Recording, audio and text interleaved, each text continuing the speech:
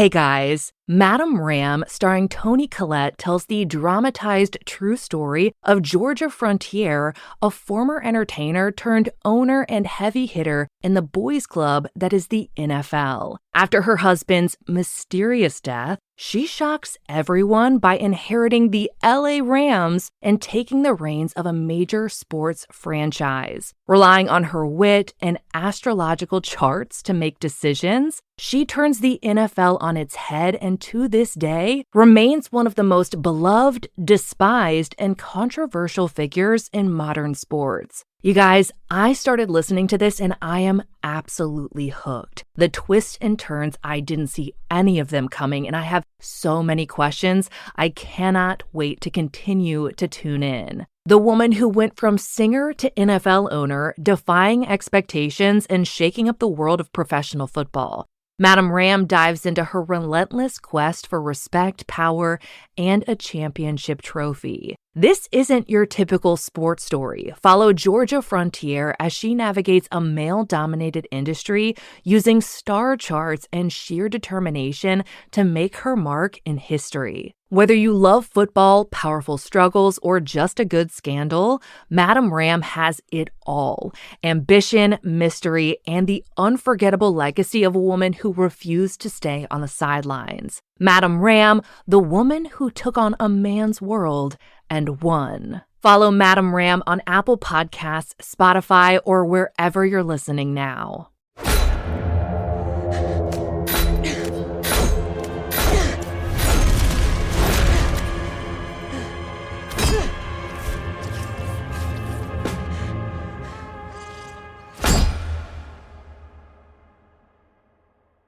What you've just heard is one of the many deaths from the monkey, the new major motion picture from Osgood Perkins, Stephen King, and James Wan.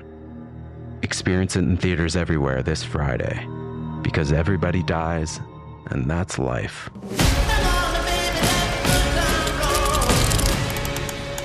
Let's have some fun.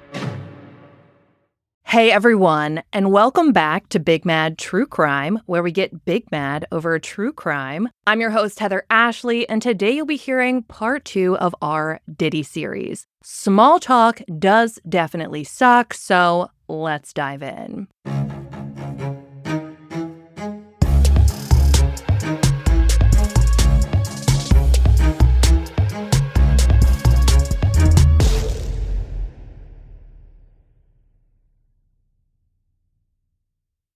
All right, guys, so we are joining in part 2 in 1993.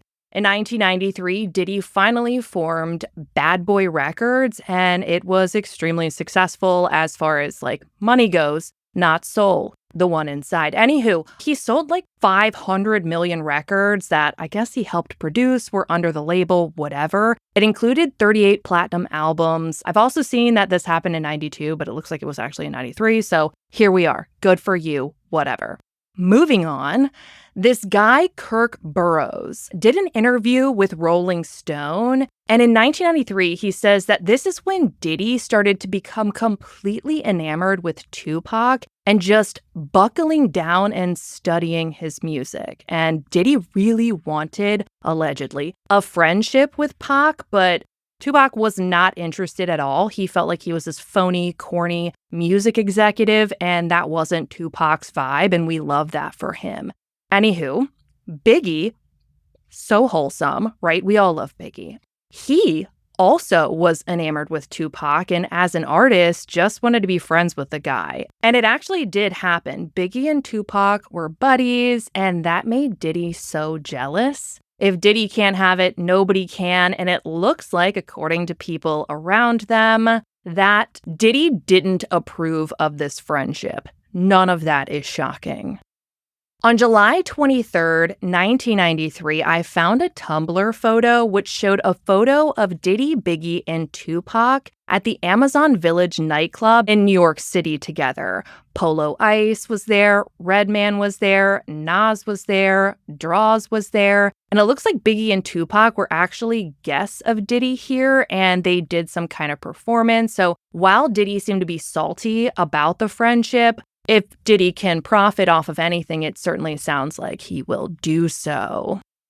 On October 30th of 1993, Tupac performed at Clark Atlanta University, and afterward, they were headed back to the Sheraton Hotel to celebrate Halloween. As they pulled up, though, two off-duty police officers were there with their wives. They had been at the hotel celebrating one of their wives passing the bar, it looks like. But as they were walking out, this totally unrelated vehicle almost hit them. So an argument ensues at this point, and the driver gets out and starts to fight the two off-duty cops. And while that fight is going on, Tupac's vehicle with his friends pull up, and really all they see is two white men fighting a black man. And so Pac jumped out and everyone else followed, and a bigger fight erupts. One of the off-duty cops actually allegedly points a gun at Tupac's crew, and so I guess Tupac pulled his gun as well. Now, it is stated that the off-duty police officer may have either smashed Tupac's car window with the butt of his gun, but I've seen it argued that he might have shot through the window. It seems like this is some kind of gray area of recollection here, even though it should be evidence-based. But at that point, Tupac actually shot the off-duty police officers 3 times. One of them was shot in the abdomen, and the other one was shot in the butt. Following the shooting, Tupac and his crew went into the hotel, smoked some weed, and listened to his song, Dear Mama. Ultimately, Tupac was eventually charged with 2 counts of aggravated assault, and he pled not guilty and was released on a bond of roughly $55,000. But the charges were eventually dropped when it came out that the off-duty cops had been intoxicated when they pulled their guns, and those guns had allegedly been stolen from an evidence locker. Only one of them appears to have admitted to the theft. But moving on. In November of 1993, Tupac and members of his crew, according to XXL Magazine, were charged with sexually assaulting a 19-year-old girl named Anaya Jackson. She states that he raped her in a hotel room. He was convicted of sexually abusing her and ordered to a 1.5 to 4.5 year prison sentence. Now, he only served 9 months of that sentence and was released on a $1.4 million bond. And it was allegedly Death Row's Suge Knight who put up that bail. When I read this, I was pretty confused because I've never heard of a bond allowed to kind of excuse or commence a prison sentence. Does not make a ton of sense to me. I've never heard of anything like this, but it also was the early 90s, so maybe things were different back then. But in full transparency, we just have to talk about all of the relevant things that are going to come up in Diddy's case. This is disgusting behavior. It is what it is.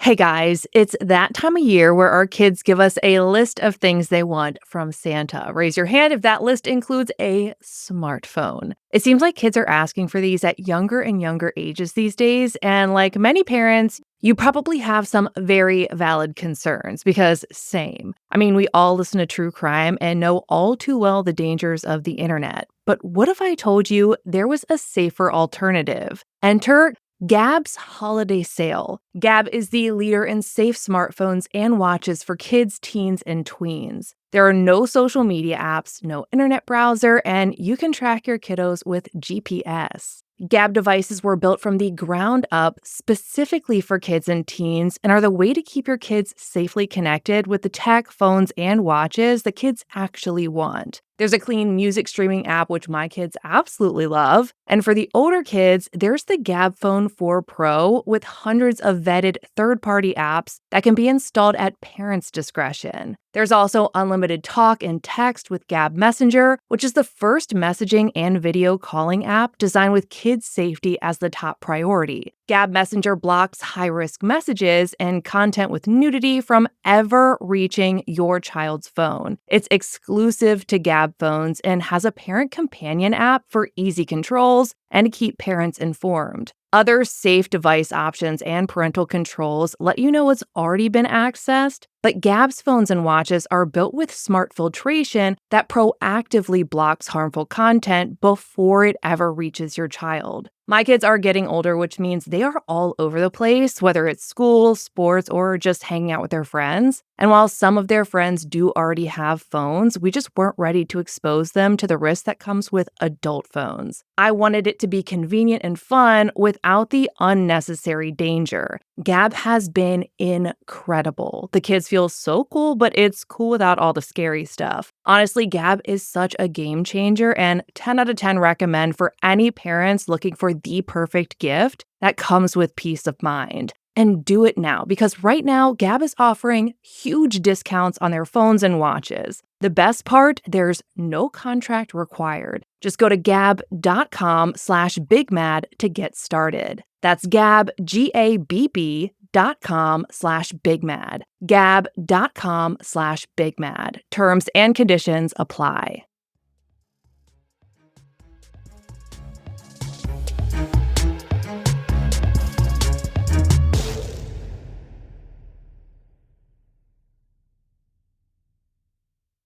On December 30th of 1990, Diddy welcomes his first biological child, Justin, with Misa Hilton, who is a stylist and a fashion designer. She was allegedly, according to People magazine, Diddy's high school sweetheart, but I couldn't verify that through anything else. And we know that he had relationships in college and had plenty other relations following this. So that's what People said.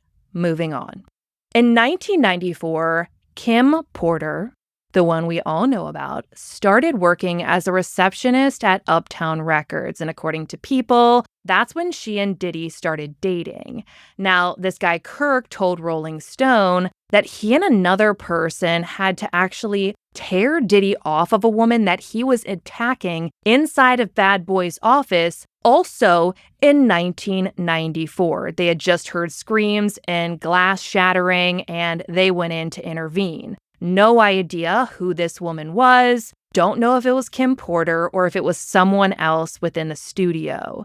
Because I don't have the dates for this next thing, I'm just throwing it into kind of the beginning of 1994, and it's going to go along with the timeline here. So in 1994 as well, Tupac was in the lobby of a different studio. It was Quad Studios. And according to Kirk's interview with Rolling Stone, it was there where he was shot 5 times. And after he was shot, Diddy started pressuring Biggie to write certain songs that, in my opinion, sounded kind of antagonistic or maybe even retaliatory, even though Biggie apparently wasn't feeling beefy, and he didn't seem like that kind of guy. But it was around that time that Tupac and Biggie's relationship, friendship, whatever, started to become estranged. Now, we know at this point, early 1990, it seems, that Kim Porter was working at Uptown Records and she began dating Diddy.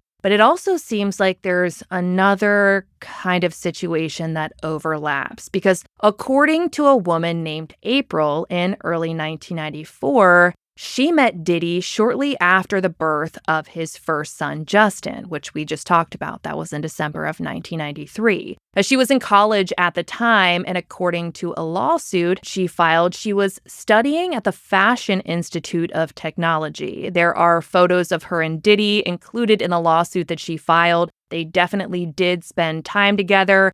And it seems like Diddy just really wanted her attention, so he would invite her to Bad Boy Studios in New York City. On February 14th of 1994, Valentine's Day, Diddy allegedly sent April some flowers and a card, writing on the note, "Happy Valentine's Day, love, Puffy." In June of 1994, Diddy invited April, allegedly, to the Bad Boys' Father's Day celebration, and this was in honor of his first Father's Day from his child with another woman. Exactly 1 month later, Diddy allegedly invited April to a Bad Boy party, and it was there that Usher, Biggie, and Craig Mack all performed. She alleges in her lawsuit that Diddy would fly her to Atlanta and Miami for her to spend time with him, and photos of her in his Miami home are included in this lawsuit. April stated that if she talked to another man or didn't take Diddy's calls or didn't want to do what he asked her to do, she alleges that he would threaten to hurt her. There was so much alleged emphasis on control here, and it was a little bit ironic because she claims that she wasn't even allowed to tell anyone about their relationship because apparently he didn't want anyone to know that he was dating a white woman. While all of that was going on, Diddy was still very much hard at work because on September 13th of 94, Biggie released his debut album, Ready to Die. On December 31st of 1994, Diddy and Kim Porter, we're back to Kim Porter, attended a New Year's Eve celebration in New York City together. And we know this because the paparazzi have nothing better to do than photograph celebrities. The internet is forever. Rolling into January of 1995, Diddy attends a Bobby Brown makeup event, and he's photographed there with the girl group Dream. And I think that's a group that we've all forgotten about for the wrong reasons because I loved them so much, and I was mortified when I realized that they were a part of Bad Boy Records. And back then, I looked at them as these kind of older girls who were cool and adorable, and I wanted to be exactly like them. But as an adult, when I'm looking at the photos online from this event, those sweet girls looked so young, and they were wearing these tight pink outfits with belly shirts. It's just uncomfortable at this point. Fast forward 6 months to June of 1995, and a woman who goes by Jane Doe filed a lawsuit against Diddy in October of 2024, claiming that in 1995, she met Diddy at a music video after party. Now, Jane Doe says that the after party was for Biggie's One More Chance music video at Elks Plaza in New York City. And while there with other high-profile guests, she alleges that Diddy approached her and asked her to speak with him privately. And she had no reason to believe that this request was going to be anything nefarious, so she followed him, but he led her to a bathroom. In that bathroom, she alleges that Diddy unexpectedly started kissing her, and she told him to slow down, but he did exactly the opposite. Allegedly. When she tried to pull away, she states in her lawsuit that Diddy responded by slamming her head into the wall, which caused her to fall to the floor. She was in so much pain at this point that she was disoriented, but she did try to get out of the bathroom. But before she could, she alleges that Diddy hit her again, and at that point, she could hardly move at all. It was then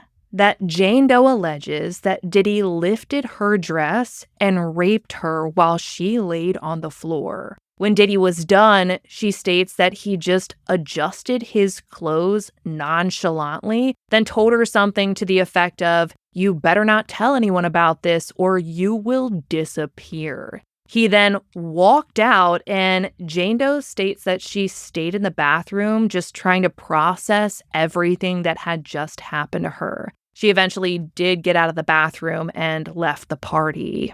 It is really hard to talk about such heinous acts of violence against women or anyone and then skip to another topic. But unfortunately, in covering Diddy's case, I mean, that's what's going to happen over and over again. That's the nightmare that is this case. So I'm going to roll right into the next one.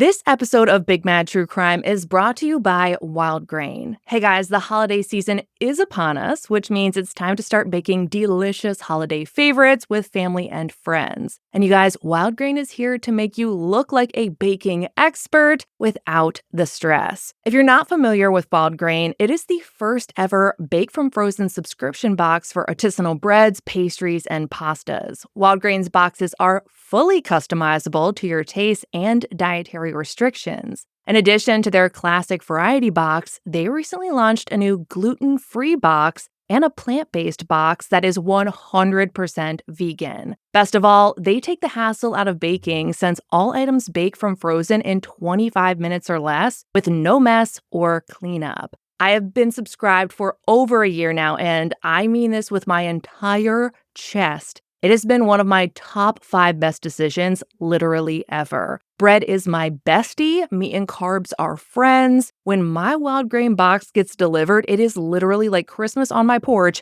every single month of the year, not just in December. Their croissants are somehow both flaky and soft, and they make these blueberry biscuits that changed my life. I don't even like fruit, and not one single day goes by that I do not want those things in my mouth. Also, I'm a terrible cook, which doesn't matter at all because I just pop my Wild Grain in the oven for exactly how long they tell me to, and it comes out perfect every single time. 10 out of 10 recommend. Impress your guests with minimal effort this holiday season. Wild Grain is offering our listeners $30 off the first box plus a free item in every box when you go to wildgrain.com/BMTC. You heard me, you can now get $30 off your first customized box when you go to wildgrain.com/BMTC, or you can use promo code BMTC at checkout.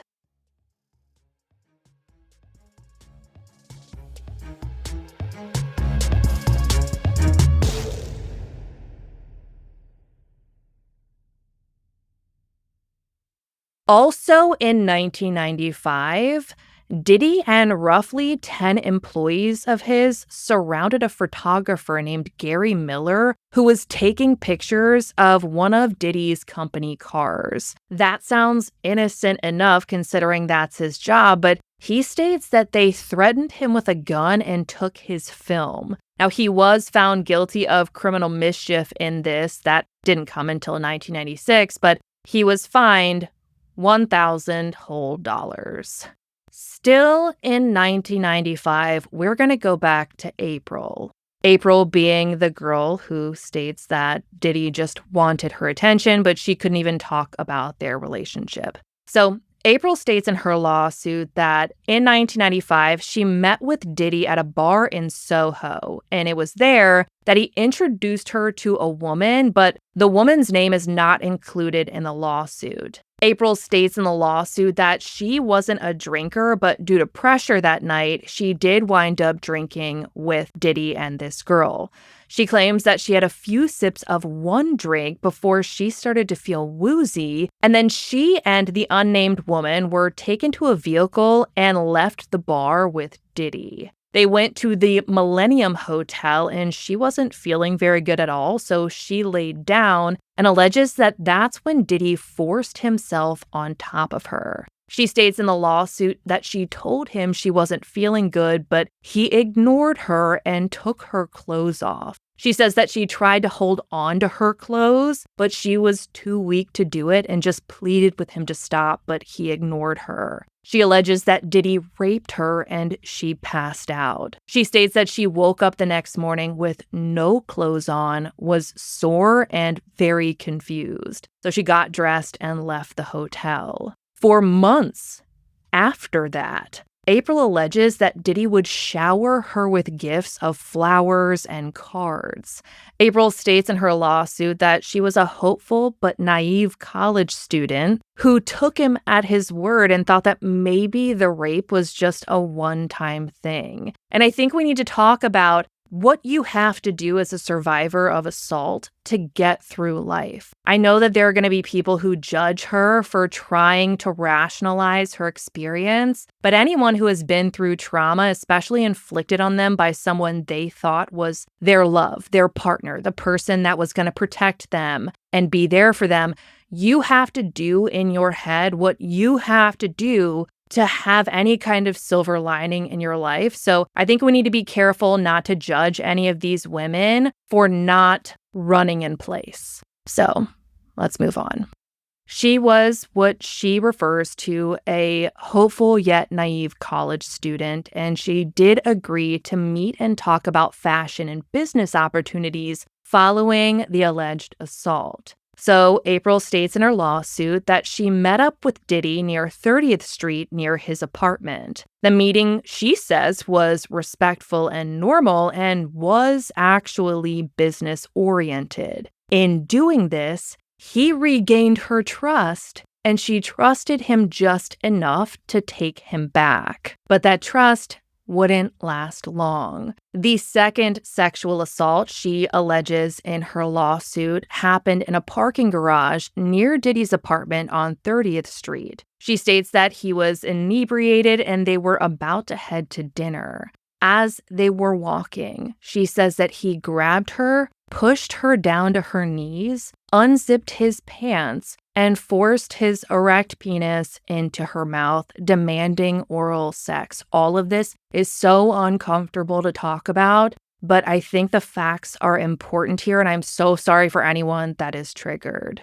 April states in her lawsuit that a parking garage attendant actually saw this happen. Diddy allegedly pulled her hair while all of this was going on, and when it was done, he told her to get up. Following that, April did distance herself from Diddy again, but once again, he showered her with gifts and promises. She wasn't interested, though, which seemed to enrage Diddy, and he took on what she referred to as a mobster persona. She says that he would call her incessantly and say things like, "If anyone's in your apartment, I'll beat your ass and theirs." She says he also threatened to blacklist her in the industry if she tried to mess with him.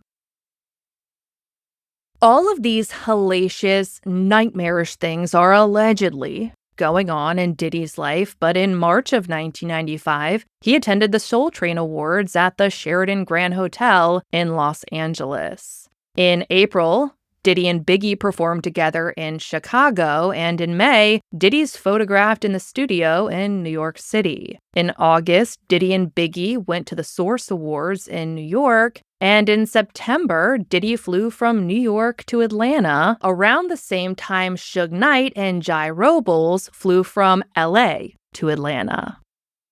According to the LA Times, on September 23, 1995, Diddy's crew and Suge Knight's crew were both at the Platinum City Club in Atlanta following a party for Jermaine Dupri. An off-duty Fulton County Sheriff's deputy named Chris Howard was also there working security at the nightclub.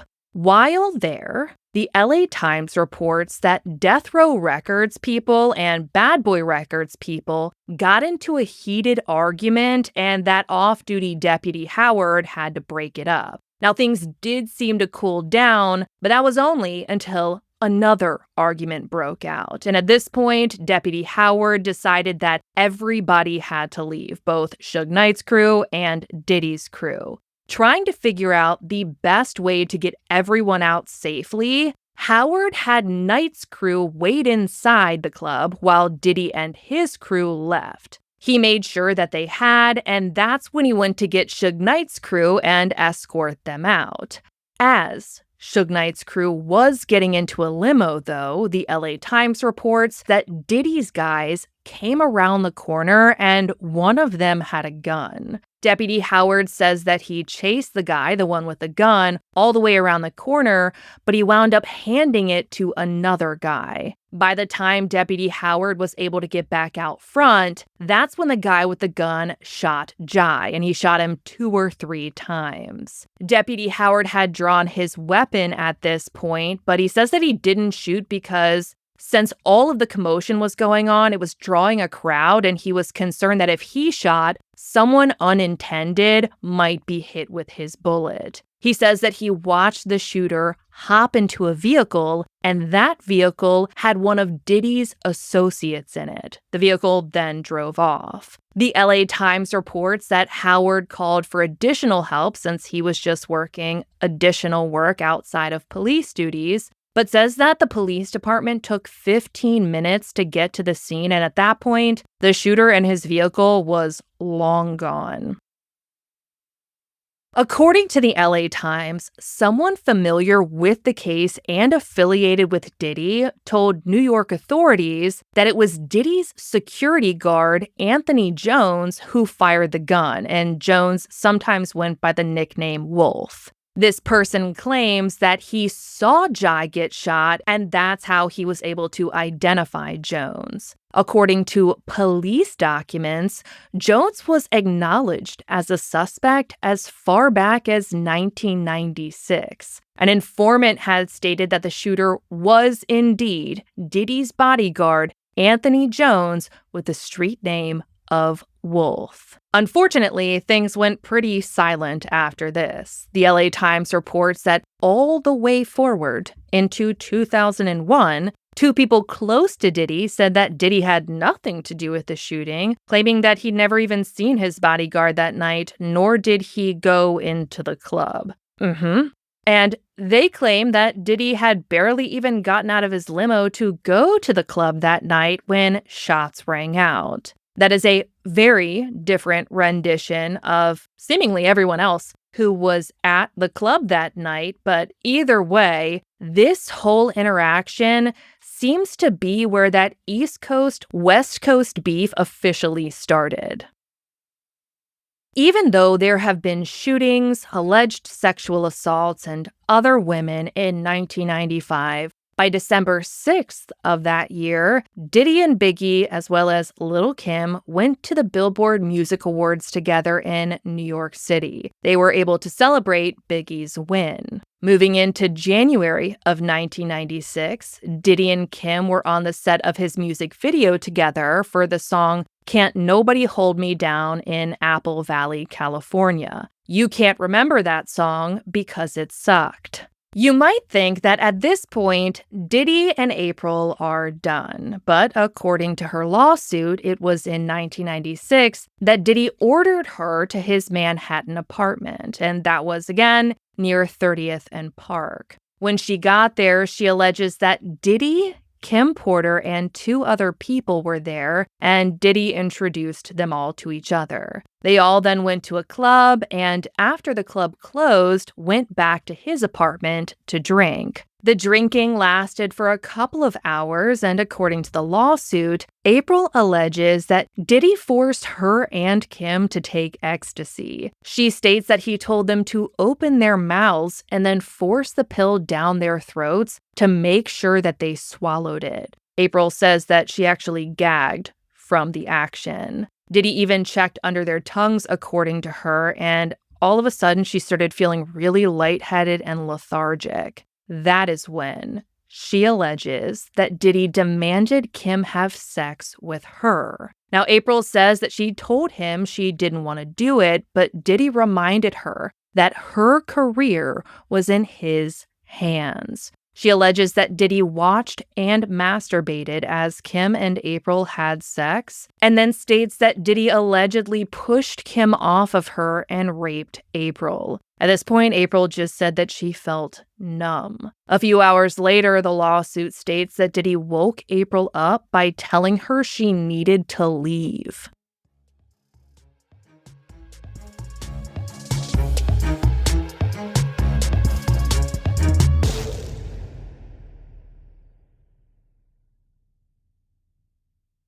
Hey guys, it is officially time to give gifts this season, which means some of us are pretty stressed out. I always want to give gifts that mean something to the person I'm giving them to, and they won't just get re-gifted at that follow-up party the first weekend of January. Yeah, you know the one. Well, we've got the perfect gift for you. Skylight Frame is the touchscreen digital photo frame your whole family will love. Upload thousands of photos with your phone and watch them appear in seconds. I have one and I have gifted several, and let me assure you, it is so easy to set up. I am talking less than 60 seconds. And it's not just you who can upload the photos. You can invite your friends or siblings to share through a free Skylight mobile app or email, and there is no account or subscription required. With just a tap on your phone, you can send photos to the frame from anywhere, making it the easiest way to keep friends and family updated, especially those parents, love you, who just haven't quite figured out how to save photos without screen shooting. You guys know that I take decorating very seriously, and fear not, my friends, because the Skylight frame is absolutely adorable, and it comes in 5 different styles to match your vibe. The photos are displayed in HD, and you can set it up in portrait or landscape mode depending on your decor situation.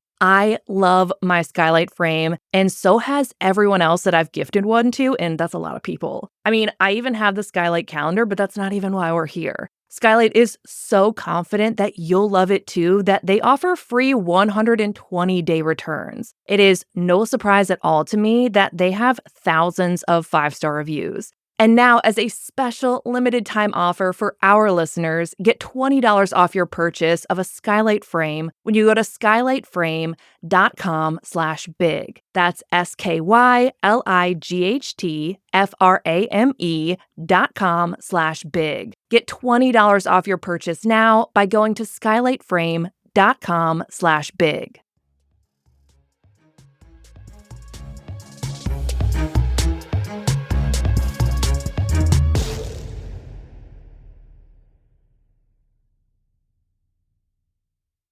All we know about that incident is that it happened in 1996, and if it happened prior to 1996, April had to recover from yet another alleged trauma, and then in September had to look at Diddy and Biggie on the cover of Vibe magazine. If she went to a gas station, if she went to a bodega, she was going to see the man who had allegedly assaulted her on the cover of a pretty big magazine.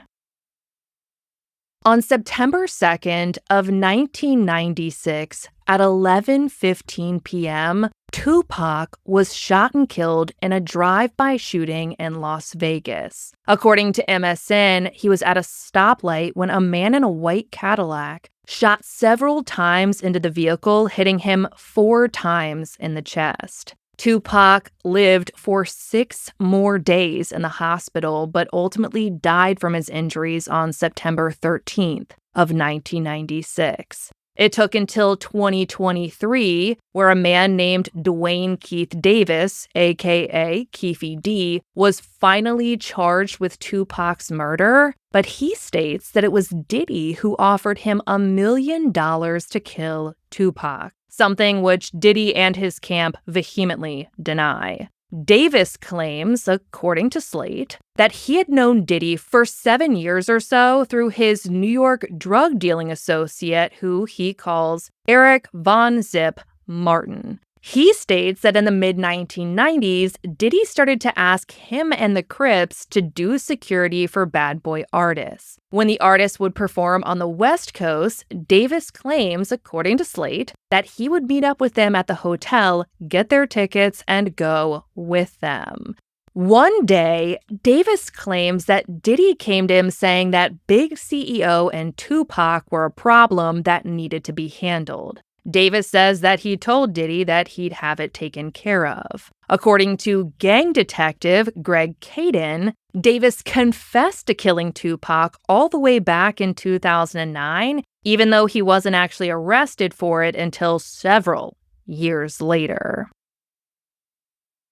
Following Tupac's murder, Davis wrote a book, and in that book, he claimed that he had had a meal with that mutual associate of Diddy, Eric Von Zip Martin, allegedly. And it was during that meal that he claims Martin got a call from Diddy asking them if that had been us. It seems to imply that Diddy was asking if the murder of Tupac was something that Martin and Davis had done. Davis alleges that he told Diddy it was indeed them, and that Diddy responded with being happy as hell. According to Slate, Davis claims that he reached out to Martin for that $1 million he said he was promised, but he wasn't able to collect on it before getting messed up in some unrelated drugs in a drug case, which wound up putting him in prison for 5 years. He says that he hasn't talked to Diddy nor Martin since. And while he claims Diddy was extremely happy about Tupac's death, Vocal reports that Biggie was devastated. Their relationship had wavered prior to Tupac's death, but according to a lot of sources, their friendship was something that Biggie always held on to the hope of restoring to what it once was. For the record, Davis has pled not guilty to Tupac's murder. Following Tupac's murder, it seems like things got a little bit quiet for Diddy. Maybe he kept a little bit more of a low profile, but we don't see a ton of accounts from other people in the months after or even the year until March. On March 8th of 1997, less than a year after Tupac was killed, Biggie was also shot and killed. According to Rolling Stone, he was at an after party in Los Angeles following those Soul Train Music Awards. When they were leaving at around 12:45, a black Chevy Impala pulled up next to Biggie's car, and the driver also shot him, just like Tupac, 4 times. Unfortunately, he did not survive his injuries, and it looks like he was declared dead roughly 30 minutes later after getting to the hospital. According to Vocal, it's been alleged that it was Suge Knight who called the hit on him and that the shooter was a man named Wardell Faust, who went by the name Fucci. According to Rolling Stone, multiple sources say that Biggie was actually trying to leave Diddy and his record label at the time of his death, and they were battling out with lawyers over his publishing rights. And I've heard this in several different places, that contracts may or may not have already been drawn up, that he was really trying to write as many songs as he could to fulfill his requirements to the contract with Bad Boy Records, and that Diddy was not thrilled with this at all. Now, on the outside, it seems as though Diddy took this stance that he was fully devastated by whatever happened, and maybe he was. But maybe it's gross. Maybe Diddy was big enough to control the narrative, and what we witnessed following Biggie's death is just disgusting.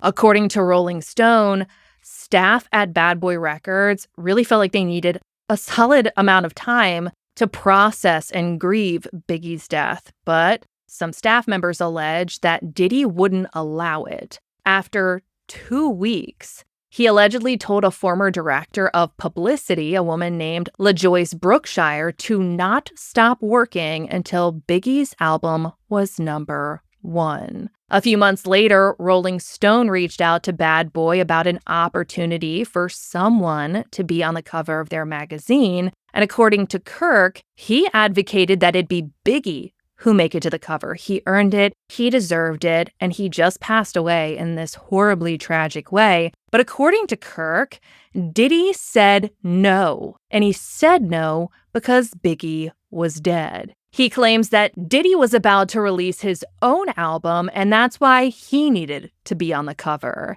Diddy was indeed the one to make it to that cover.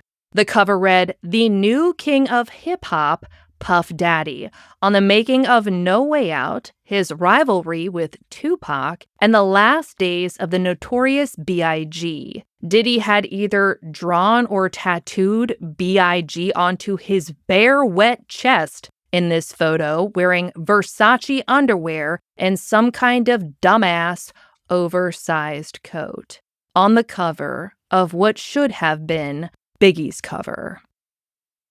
Following the cover debacle of bullshittery, on July 22nd of 1997, Diddy did release his debut whack-ass album titled No Way Out. It was produced by Stevie J, Dedrick D. Angeletti, Ron Amen Ra Lawrence, J-Dub, Rashad Smith, J Wax, Jazz O, and a guy named Yogi.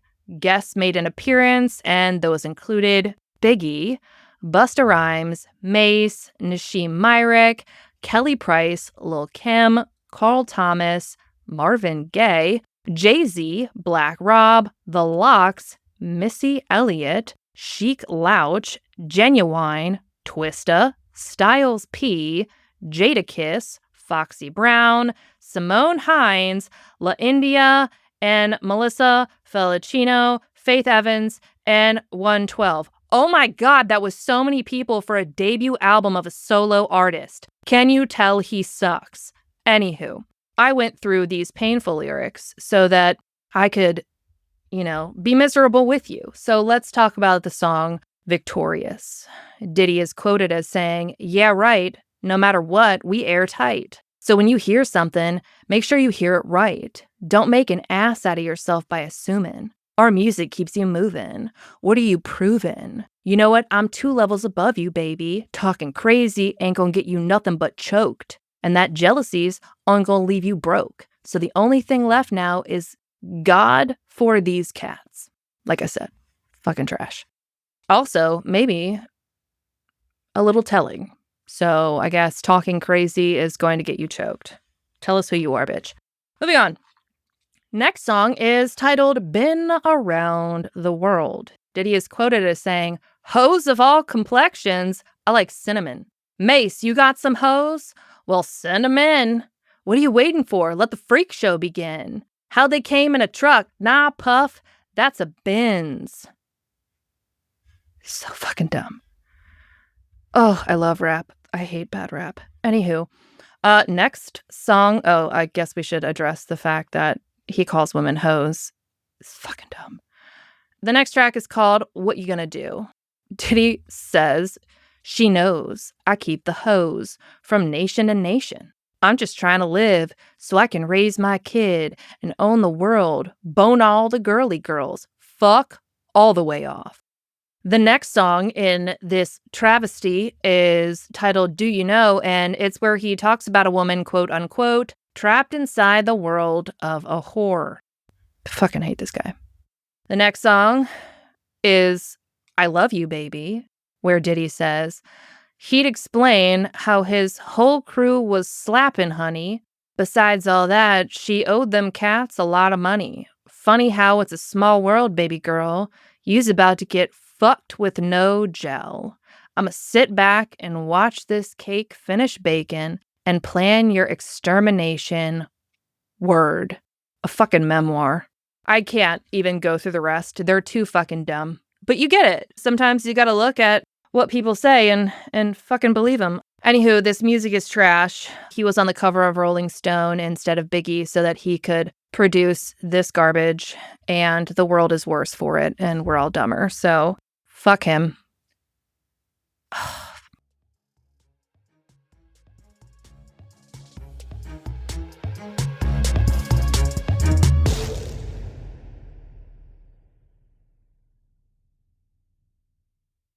This show is sponsored by BetterHelp. Hey guys, the holiday season is 9/10 of my personality because frankly, it's just cozy. The house feels more like a home, the decor is on point, my fireplace is rolling, and who doesn't love slipper season? So how do you stay cozy in the winter months? For some, wrapping up in a blanket with a mug of hot chocolate or watching a movie with family is the best way to spend these chilly months. But therapy is a great way to bring yourself some comfort that never goes away, even when the season changes. I cannot tell you how much my therapist has done for my inner comfort and just being okay with exactly who I am. It has not always been easy for me to do that, but I can honestly say that I am proud of who I've become, and I don't know how I would have gotten to this point without my therapist. If you're thinking of starting therapy, give BetterHelp a try. It's entirely online, designed to be convenient, flexible, and suited to your schedule. You just fill out a brief questionnaire to get matched with a licensed therapist, and you can switch therapists anytime for no additional charge. I know that I went through a handful of therapists before I found the one that was right for me, and it was 10 out of 10 worth that effort. Find comfort this December with BetterHelp. Visit betterhelp.com/bigmad today to get 10% off your first month. That's BetterHelp, HELP.com/bigmad.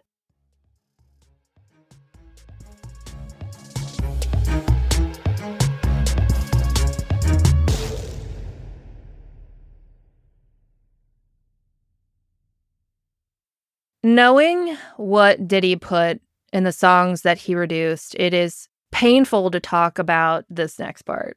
In September of 1997, April alleges in her lawsuit that Diddy allegedly showed people a video that he had made of him and April having sex, and she was completely unaware that she'd even been recorded. So not only had she tried to heal from the assaults that she had endured in his presence and at his alleged will, she now was living with the fact that there was video of it. And there's I don't want to get too personal. I was in a really abusive relationship. I just want to kind of explain what this feels like for anyone who has had no similar situation. My situation is different than April's, but I do want to talk about this. I was in an abusive relationship with this man, and he would violently assault me.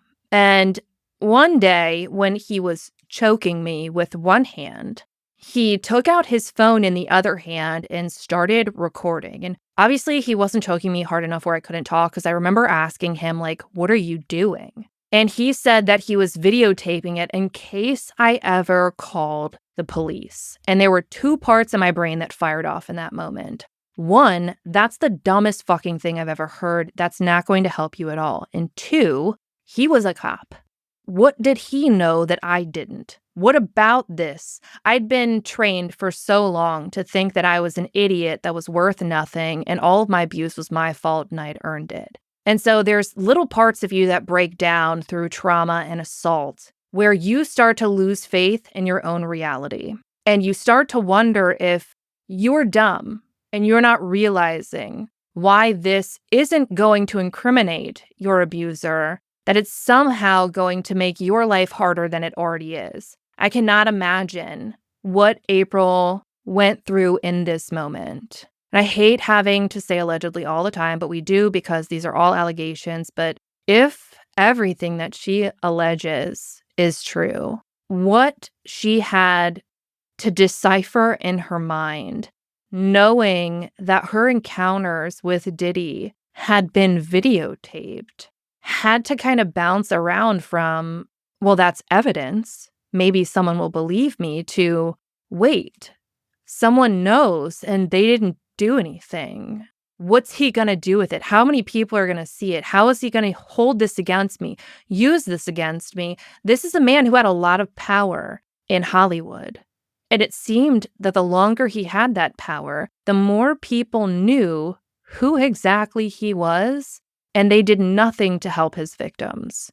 On that note, I'm going to leave this episode still at September of 1997. We'll pick up in December on episode 3. But also in September of 1997, there is a photo of Diddy and Trump attending the U.S. Open in New York. It looks like they actually sat together, and it also looks like Kim Porter and Ivana Trump were also there. And to be clear, I am talking about Donald Trump, not Jr. or any of the other Trumps. On September 30th of 1997, there are photos of Trump attending the grand opening of Diddy's New York City restaurant, Justin's Bar and Restaurant. Clive Davis was also there. And with that, we're going to wrap up episode 2. There is nothing fun about reporting on this case. It's something I've talked to my therapist quite a bit about. It's horrifying and traumatic, and it's only going to get worse. So anybody who is triggered, please know that this entire series is going to be extremely triggering. And I thought really long and hard about whether or not to cover it at all. But I've made this job as a podcaster dedicated and built around advocating for victims, and advocating for victims sometimes comes with having to talk about really uncomfortable topics. None of this is comfortable to talk about. All of this is horrible. But if all of the things that these women allege, and the federal arm of law enforcement alleges, if all of this is true, I think it's really important that it's talked about. And I cannot imagine why Nobody talked about it before, and we need to do better. So I'll see you guys here next week in December of 1997. For photos and maps pertaining to this case, check out this case's highlight at the top of my Instagram profile at the Heather Ashley, and join me there on the first Monday of every month at 2 p.m. Eastern, where you go live with me and we talk about today's episode and all other true crime cases on your mind. If you guys want to listen ad-free, which a lot of the one-star reviews indicate you do, you can go to Patreon at patreon.com/BigMadTrueCrime, or you can sign up for Big Bad Plus on Apple Podcasts. I'll be bringing you guys part 3 a week from today, and I cannot wait. But until then, we out.